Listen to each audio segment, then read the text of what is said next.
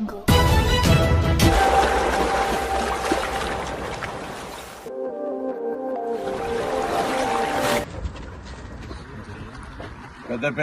శాసనసభ్యుడు విజయరమణారావు గారి విజ్ఞప్తి మేరకు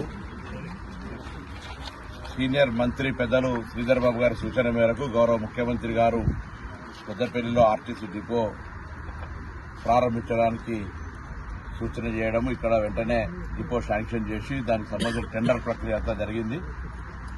కొంత పనులు జాప్యం జరుగుతున్నప్పుడు వాస్తవంగా రవాణా శాఖకు సంబంధించినటువంటి కాంట్రాక్టర్ పనుల్లో ఎటువంటి జాప్యం జరగద్దు. ఈ డిపోకు సంబంధించిన పనులను వేగవంతం చేసి తొందరలో ఈ డిపో నిర్మాణం చేపట్టి ప్రారంభోత్సవం చేస్తాం. ప్రజలందరికీ కూడా, ఎందుకంటే ఇది ఒక వ్యవసాయిక క్షేత్రం, గ్రామీణ ప్రాంతాల్లో బస్ కనెక్టివిటీ పెరగాలనేది, మహిళలకు ఉచిత బస్సు ఇచ్చిన తర్వాత ఆర్టీసీ బస్సులు కావాలి ప్రతి ఊరికి అనేటువంటి డిమాండ్ పెరుగుతున్న సందర్భంలో కొత్త బస్సులు కొనడంతో పాటుగా మరి 10 సంవత్సరాలుగా నిర్వీర్యమైన ఆర్టీసీని నూతన జవసత్వాలు ఇచ్చి మళ్లీ ఆర్టీసీ ఒక ప్రజా రవాణా వ్యవస్థలో గొప్ప సంస్థగా తీర్చిదిద్దే ప్రయత్నం చేస్తాను.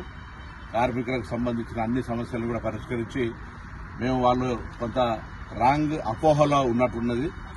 ఈ ప్రభుత్వం ఉప ముఖ్యమంత్రి గారి నాయకత్వంలో 5 మంత్రులం దాదాపు 14 గంటలు కూర్చొని చీఫ్ సెక్రటరీ గారితో పాటు 5 సీనియర్ ఐఏఎస్ ఆఫీసర్లు 40 మంది కార్మిక ప్రతినిధులతో సంబంధించి చర్చ జరిగినప్పుడు 3 ప్రధాన అంశాలు 11% పీఆర్సీ ఇవ్వడము, ఆర్టీసీ సంఘ ఎన్నికలు నిర్వహించి అందులో గెలిచిన ప్రతినిధులతోటి విలీన ప్రక్రియను సజావుగా భవిష్యత్తు తరాలకు ఎవరికి ఇబ్బంది లేకుండా, భవిష్యత్తులో మళ్లీ ఎటువంటి అంశాలు తలెత్తకుండా అధికారులతోటి ఎన్నికైన ప్రతినిధులు, కార్మిక సంఘ ప్రతినిధులను కలిపి విలీన ప్రక్రియ చేస్తాం. ఇప్పటికి కూడా ప్రజాపాలన ప్రభుత్వం విలీన ప్రక్రియకు కట్టుబడి ఉంది.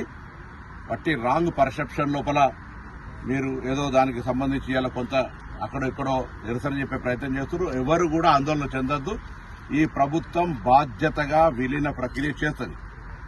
విలీన ప్రక్రియ చేసే సందర్భంలో ఇంత పెద్ద ఒక సంస్కరణ, దానికి సంబంధించి భవిష్యత్తులో ఆచరణలో లోటుపాట్లు రావద్దని అధికారులు నిర్ణయం తీసుకుంటే రేపు పొద్దున కార్మిక సంఘాలు మాకు తెలియదు ఏం జరిగిందో అని అంటారని అందరి ముందర చర్చ జరిగి పెద్ద ఎత్తున దాదాపు 10 గంటలు 14 గంటల చర్చ జరిగితే దాని తర్వాత కొంతమంది ప్రతినిధుల నాయకులకు వచ్చి మీరు ముందు ఎన్నికల వద్దు విలీనం చేయమంటే ఒక్కటిగా నిర్ణయం చేసేది కాదు.